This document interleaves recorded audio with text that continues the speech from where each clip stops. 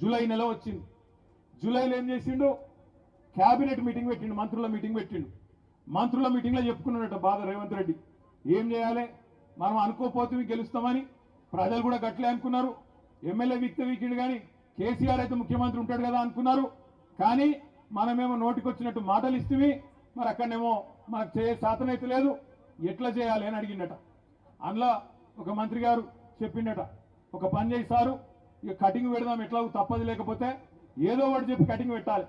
నీ Aadhaar card number చక్కగా లేదని కటింగ్ పెట్టాలి, నువ్వు ఇన్కమ్ ట్యాక్స్ కట్టినామని కటింగ్ పెట్టాలి, లేకపోతే రేషన్ కార్డు మీద ఒకరికే చేస్తా అని కటింగ్ పెట్టాలి, ఇన్కమ్ ట్యాక్స్ అనాలి, లేకపోతే ఇంకోటి పెట్టాలి, ఎట్లన్నా చేసి తప్పియాలని చెప్పి మరి మంత్రులు సలహా ఇచ్చిందట. అందుకే క్యాబినెట్లో ఏం చేసిండ్రు, 40,000 కోట్లు కాదు 31,000 కోట్లు ఇస్తామని చెప్పి మంత్రిమండలి తీర్మానం చేసింది. సరే అనుకుందాం, 31,000 కోట్లు ఇస్తాడేమో నిజమే అని చెప్పి మేము కూడా అనుకున్నాం. 31,000 కోట్లని జూలైలో 2వ వారంలో చెప్పిండు. జర లొలివేటకు రాయ మీ లొల్లి వెనకకెళ్ళి చెవుల జోరిగలేక మీ లొల్లి నావు. 31,000 కోట్లని మంత్రిమండలి అయిపోయాక బయటకు వచ్చి శిల్క పలుకులు వలికిండు రేవంత్ రెడ్డి. మేము నిజమే అనుకున్నాం. నేను సబితక్క అసెంబ్లీ మీటింగ్ పెడితే జూలై ఆఖరి వారంలో బడ్జెట్ పెట్టిను. బడ్జెట్ పెడితే మేము అందరం మర్యాదగా పోయినాం. పోతే 31,000 కోట్లు మొదలు 49కి వెళ్ళి 40 చేసి 9,000 కొట్టిండు, 40కి వెళ్ళి 31,000 అని చెప్పి ఇంకో 9,000 కొట్టిండు. ఆయనతో మంత్రిమండలికి వెళ్ళి అసెంబ్లీకి వచ్చే వరకే ఇంకొక 5,000 కోట్లకు కొట్టిండు. 31,000 కోట్ల రుణమాఫీ అన్నాడు, బడ్జెట్లోనేమో 26,000 కోట్లే పెట్టిండు.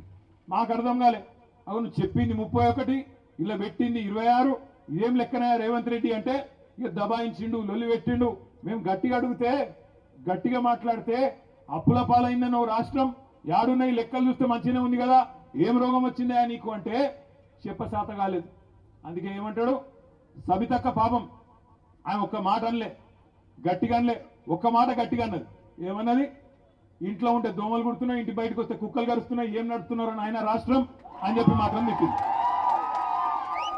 ఇంట్లుంటే దోమలు కుడుతున్నాయి, డెంగీ జ్వరాలు, చికెన్ గున్యాలు వస్తున్నాయి, ఇంటి బయటికి పోదామంటే కుక్కలు కరుస్తున్నాయి, ఏం నడుపుతున్నారని ఆయన ఒక మాట అన్నది. దాంతో పగబట్టి సబితక్క ఇట్లంటదా గంట మాట్లాడి మొత్తం బట్టలు ఇప్పేసింది. హైదరాబాద్ లో నెల రోజుల్లో 30 మర్డర్లు అయినాయి అన్నది. అసలు నీకు నడపచాత అయితే లేదన్నది. నేను మాజీ హోంమంత్రిగా చెప్తున్నా, నీకు అసలు నడపొస్తలేదు, శాంతి భద్రతల మీద నీకు అదుపు లేదు అనే వరకు పగబట్టి ఇక్కడ అప్పుల పాలు కాలేదు, రాష్ట్రం మంచిగానే ఉంది, దివాలా తీసింది రాష్ట్రం కాదు నీ బుర్ర అని చెబితే కోపం వచ్చి ఆయనతో లోపలికి గయ్య ఊరుకుంటూ వచ్చిండు. వచ్చి సబితక్క ఒక్క మాట అనలే. సబితక్క సునీతక్క నా వెనకనే ఉండే, వెనకకు కోవలక్ష్మక్క ఉండే, ముగ్గురు దిక్కు చూపెట్టుకుంటా అంటాడు, ఇగో నువ్వు అక్కలను నమ్ముకుంటే మునిగిపోతావు, నీ బతుకు జూబ్లీ బస్ స్టాండ్ అవుతుంది అన్నాడు. అనగానే అక్క సరుణ లేచింది. ఏమన్నావు అంటే మాట్లాడాడు. ఎంత దారుణం అంటే 4:30 గంటలు ఒక ఆడబిడ్డను 4:30 గంటలు మైకి ఇవ్వండి, నేను ఒక్క నిమిషం మాట్లాడతా అంటే ఒక్క నిమిషం మాట్లాడనీయలేదు. సబితక్కను ఏడిపించి ఆఖరికి ఆమె కంట నీళ్లు తెప్పించిన దుర్మార్గుడు ఈ రేవంత్ రెడ్డి అనే మాట నేను మీకు విజ్ఞప్తి చేస్తా ఉన్నా. మీరు చూసిండ్రు, అక్క కూడా 24 ఏళ్ల నుంచి ఒక్కసారి కాదు, 2 సార్లు కాదు, 6-7 సార్లు ఇప్పటికి గెలిచింది అక్క. ఒక్కసారి కూడా ఓడిపోలేదు రాజకీయాల్లో అడుగుపెట్టిన తర్వాత. అట్లాంటి అక్కను సీనియర్ నాయకురాలను పట్టుకొని నోటికొచ్చినట్టు మాట్లాడడే కాకుండా ఆ రోజు నిండు శాసనసభలో అవమానం చేసిండు.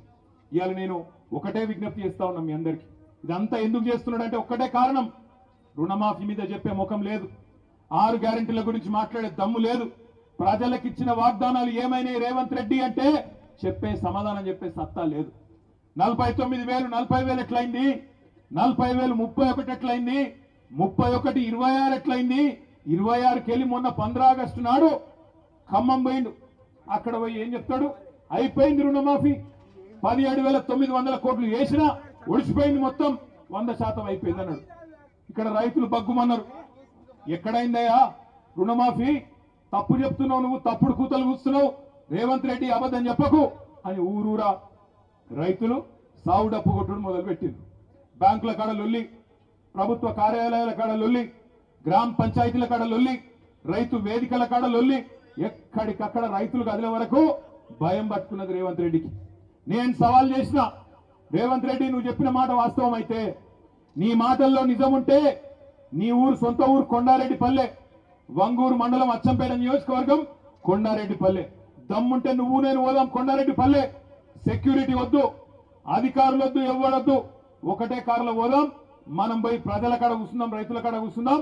నీ ఊళ్ళే, నీ సొంత ఊళ్ళే రైతులు కింద 100% రుణమాఫీ అయిందని చెప్తే నా రాజీనామా అక్కడనే వాడేసి అక్కడికే పీక్తా అని చెప్పిన. సమాధానం రాదు. నేను ఇంకొక మాట కూడా అన్నా, సరే కొండారెడ్డిపల్లె పోయేందుకు నీకు ముఖం లేకపోతే కొడంగల్ పోదాంపా, కొడంగల్ పోదాం, కోసిగి పోదామా, దౌలతాబాద్ పోదామా, బొమ్మరాజ్పేట పోదామా, ఇంక్యాడికి పోదామా చెప్పు, గుండమల్లి పోదామా, యాడికి పోదామా చెప్పు. ఆ మండలం పోయి కూసుందాం. ఎంత అయింది రుణమాఫీ? ఎక్కడన్నా ఒక్క ఊళ్ళో ఒక్క మండలంలో 100% అయిందని నువ్వు చెప్తున్న మాట నిజమైతే నేను రాజకీయ సన్యాసం తీసుకుంటా అని చెప్పి కూడా రేవంత్ రెడ్డి గారిని అడిగిన. సమాధానం లేదు, స్పందన రాదు. ఎందుకంటే పచ్చి దగాబాజు ముచ్చటాన్ని ఆయనకు కూడా తెలుసు. ఇక అన్నింటికన్నా హైలైట్ ఏంటంటే 49,000 కోట్లకెళ్ళి మొత్తానికి 17,700 కోట్లకు కట్ చేసుకుంటా కోసుకుంటా తీసుకొచ్చారు. మేమందరం ఏమనుకున్నాం, 17,000 కోట్లు నిజంగానే పడ్డాయేమో అకౌంట్లో అని మేము అనుకున్నాం. నిన్న ఉప ముఖ్యమంత్రి బట్టి విక్రమార్క గారు సావు కబురు సల్లగా చెప్పిండు. ఆ బ్యాంకుల్లో మీటింగ్ పెట్టిండు. మళ్ళా అలా ఉపన్యాసాలు చెప్తుండు ఇంగ్లీష్లో.